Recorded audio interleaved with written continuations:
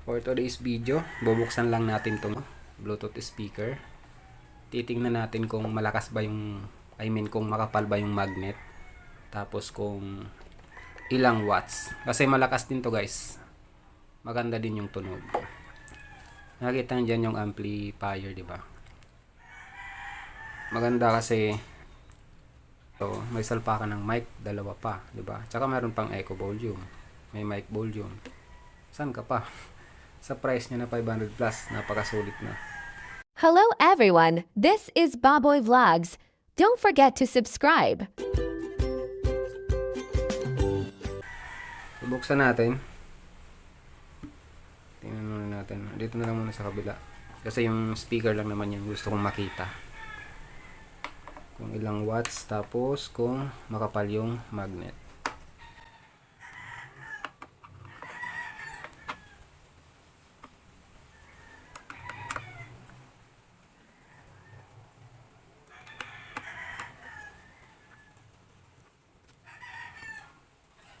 Diyan.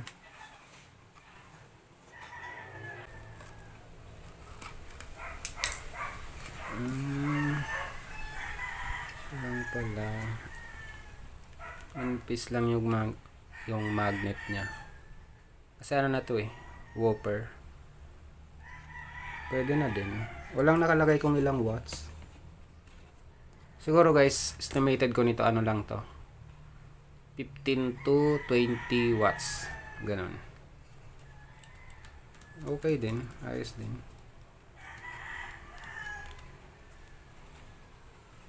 Yun yung amplifier sa loob. Hindi ko natatanggalin. Wala namang ibang laman sa loob. Kaya maganda yung tunog dito kasi ano to makapal din. Plywood. Tapos maganda din yung combination ng amplifier tapos speaker na ginamit.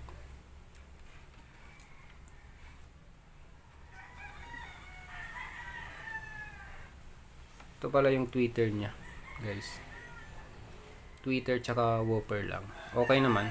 Maganda naman yung tunog. So, yun lang. Tiningnan lang natin yung speaker sa loob. So sa tingin ko guys, pwede tong palitan para mas mapaganda pa yung tunog. Mas gumanda yung ano niya, bass.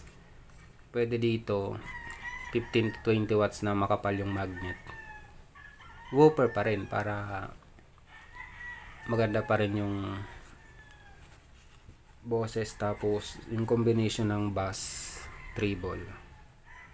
Hindi kasi pwedeng subwoofer kasi ano lang to okay na yung ganitong setup.